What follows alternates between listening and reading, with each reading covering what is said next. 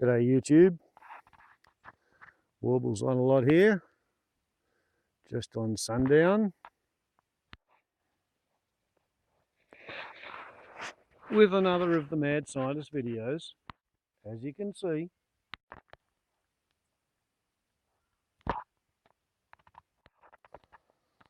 And what we have here is the end of the day.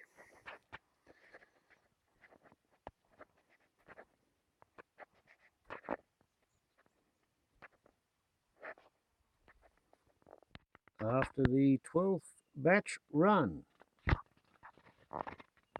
of the SunGas Mk-1e, running 100 grams of sawdust. And let's not consider this to be a spoiler, but there's 1.8 litres of synthetic gas there in the gasometer. And that's the graph of the day's results. As you can see, I started late, 9:30. But pretty much the whole day was conducted above 500 degrees centigrade or Celsius on the bottom of the can. Actually, most of it was about 550. 550 to 650, actually.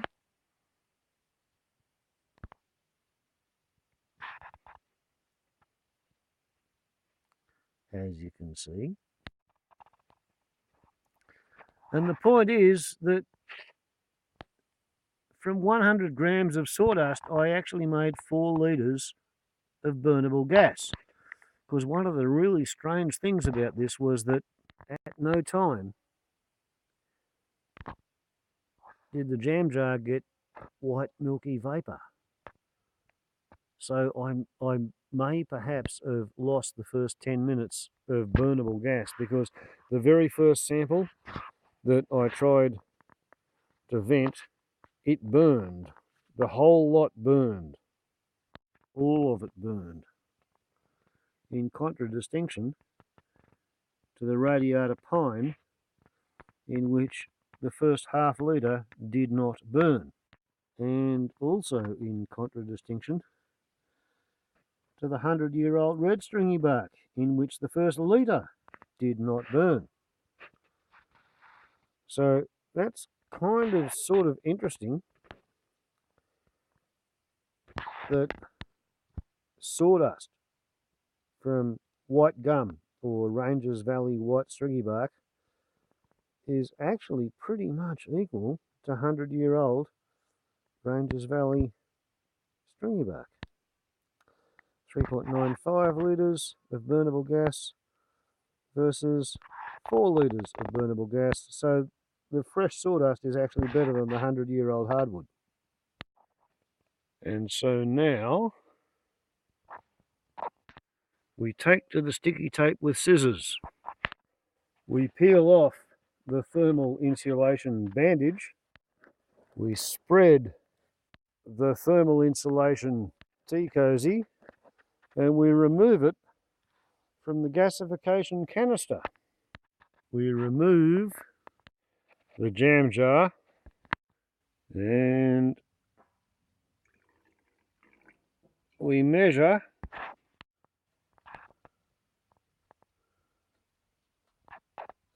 let's call that 17 millilitres. We crack the seal, working around the can, until the whole thing comes loose. And then we get to look at it from the top. Now here's a funny thing. This morning I weighed the gasification tin. And this morning, when it was empty, it weighed 79.9 grams. And I put 100 grams of sawdust into it. 179.9 minus 158.3 equals 21.6 grams, which has outgassed. But we only have 17 grams of water. So 4.6 grams of the sawdust has turned into gas. So let's see what the charcoal looks like, or what the sawdust looks like. Okay, so if we look at the inside of the can in the best light that we have, and here's the sawdust working from the top. So I would have to say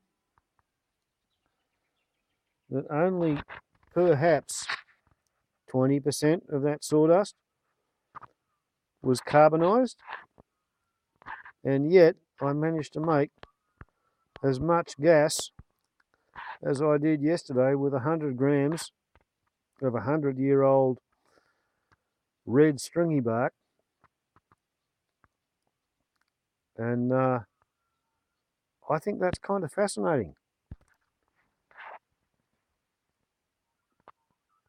100 grams of sawdust, 2 years old, even though only 20-odd%, 21% of it is carbonized, it makes as much gas as 100 grams of red stringy bark. Admittedly, the sawdust had higher temperatures, but not that much higher. I think there's a lot more to be learned from playing about with this as an idea. And the way I'm looking at it, I think with a triple layer lid and a double layer skirt, which is extra long, I've pretty much got this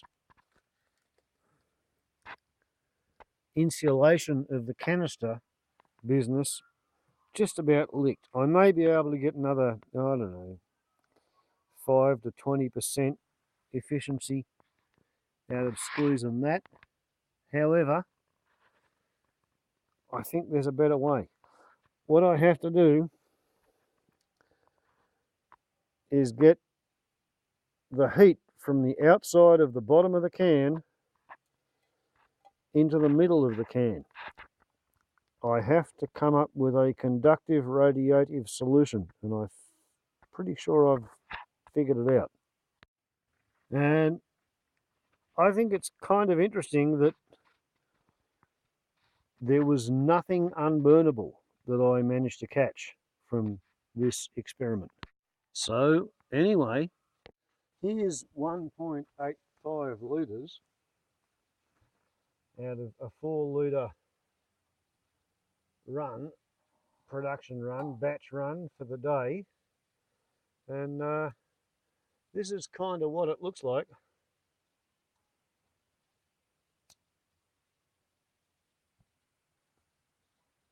I can turn that up, or I can turn it down. Turn it up, turn it down. Isn't that exciting?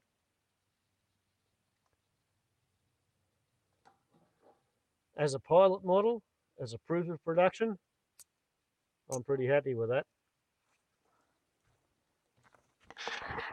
Warbles on a lot to YouTube. Ciao.